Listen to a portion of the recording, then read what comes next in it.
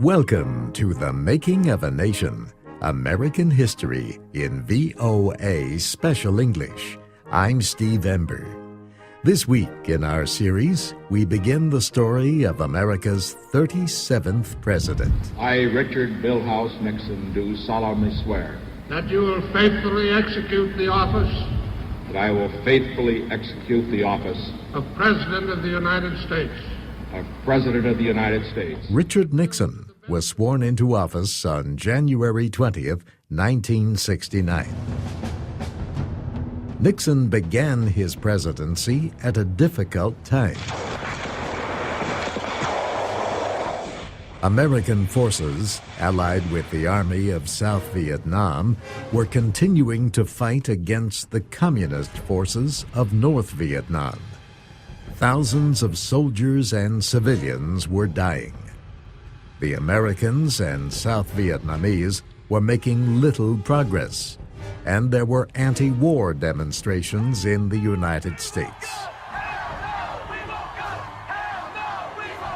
There were also demonstrations against racial injustice.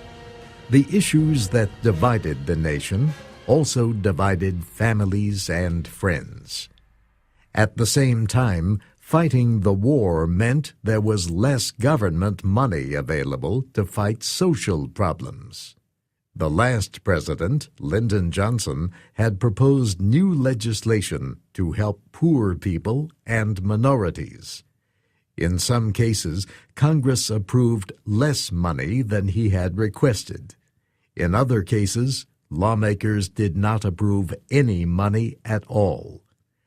The new president seemed well prepared to deal with the difficulties of being president. He was known for his ability to fight, to lose, and to keep trying. Richard Nixon was born in California. His family was poor. When he was about 10 years old, he harvested vegetables to help earn money for his family. He earned the money that he needed to go to college. Then he decided to study law. He was among the top students in his class.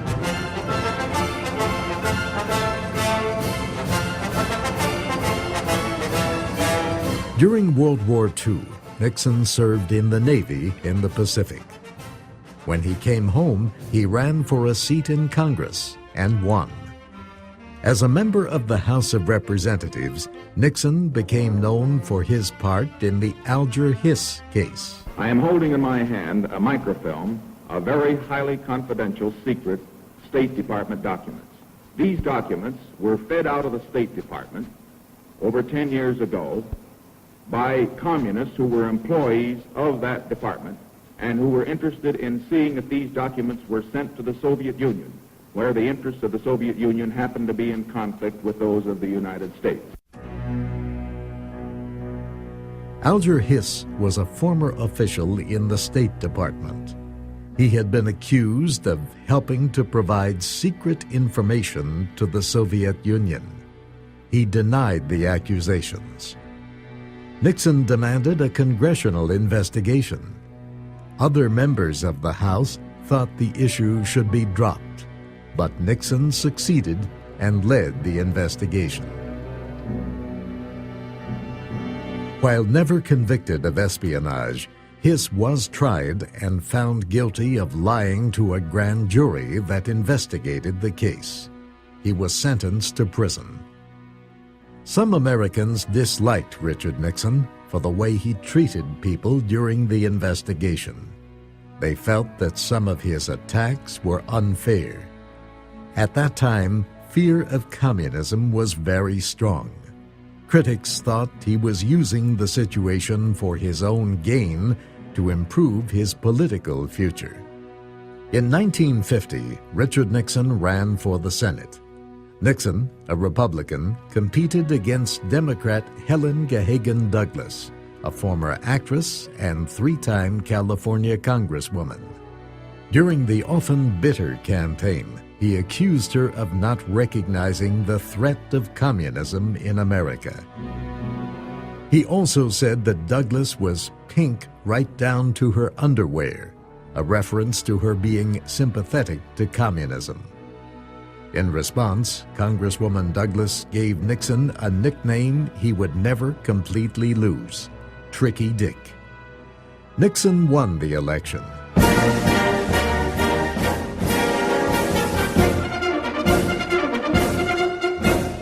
Two years later, in 1952, the Republican Party chose him as its candidate for vice president. The candidate for president was Dwight Eisenhower. Eisenhower and Nixon easily defeated the Democratic Party candidates, Illinois Governor Adlai Stevenson and Alabama Senator John Sparkman. They won again in 1956.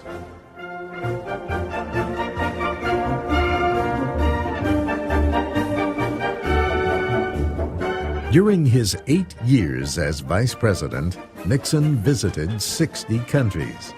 He faced violent protests during a visit to South America in 1958. The following year, he visited the Soviet Union.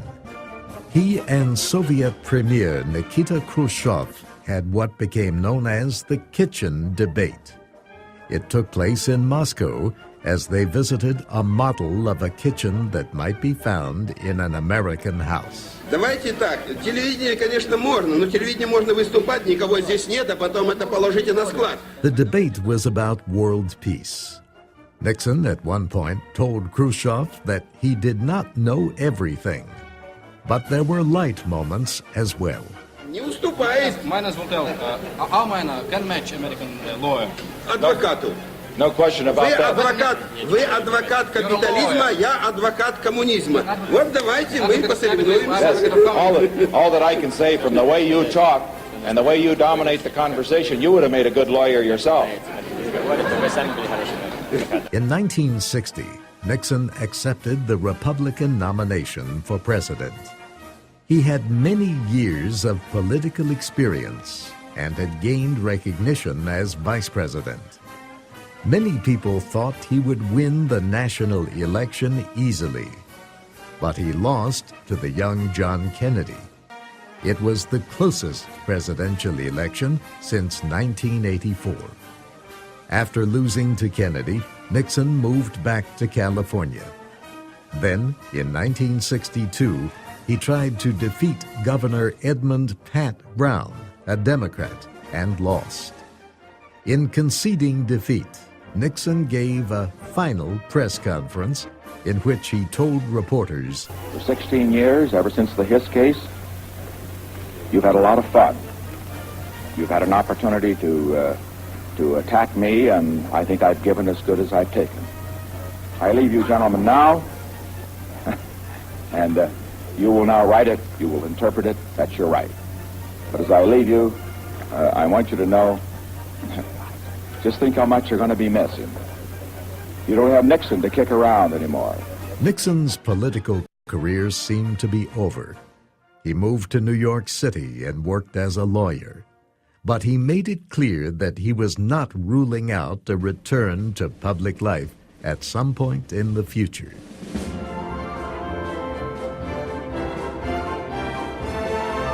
Many Republicans began to see Richard Nixon as the statesman they wanted in the White House. By then, President Johnson had decided not to run for re-election in 1968. His Democratic Party was divided. The Republicans believed they had a good chance to win the election. Nixon campaigned hard against the Democratic candidate, Hubert Humphrey.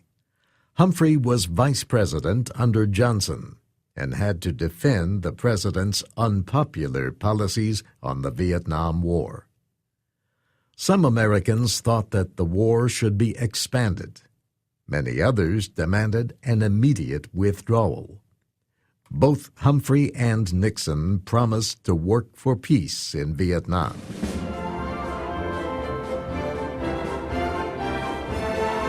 On Election Day, voters chose Nixon.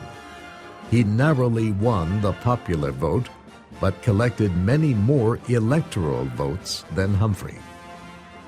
On the day after his victory, Richard Nixon spoke to a gathering of supporters. He told them that the great objective of his administration from the start would be to bring the American people together. Once in office, President Nixon proposed legislation to deal with problems at home. He called his proposals the New Federalism. One proposal was for revenue sharing. Under his plan, the federal government would share tax money with state and local governments.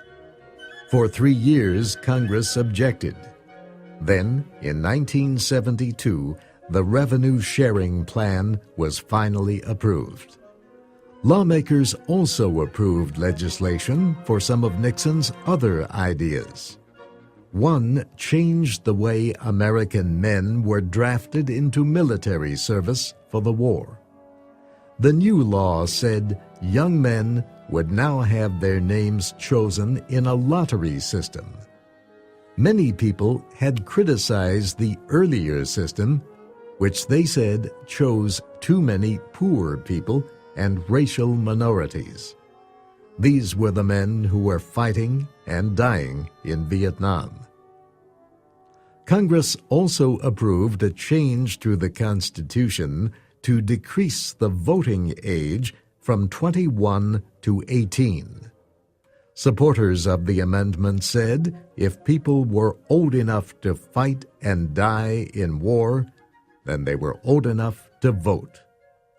The amendment became law when 3/4 of the states approved it in 1971.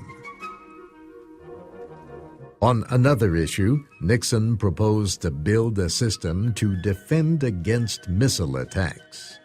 He said it was needed to protect American missile bases. Congress approved the idea in 1969. Critics said it would only intensify the arms race with the Soviet Union. Nixon's first appointments to the nation's highest court also caused much debate. He named 2 conservative judges from the South, Clement Haynsworth and G. Harold Carswell. Lawmakers said Haynsworth had been unfair to blacks in his decisions and that Carswell was not prepared for the job. Congress rejected both nominations to the Supreme Court. President Nixon faced these disappointments and others, but he still had moments to celebrate during his first term. One came on July 20th, 1969. On that day, he and millions of people around the world watched as 2 American astronauts became the first humans to land on the moon. Hello, Neil and Buzz. I'm talking to you by telephone from the Oval Room at the White House. I just can't tell you how proud we all are. Because of what you have done, the heavens have become a part of man's world. And as you talk to us from the Sea of Tranquility, it inspires us to redouble our efforts to bring peace and tranquility to Earth. We continue the story of Richard Nixon next week.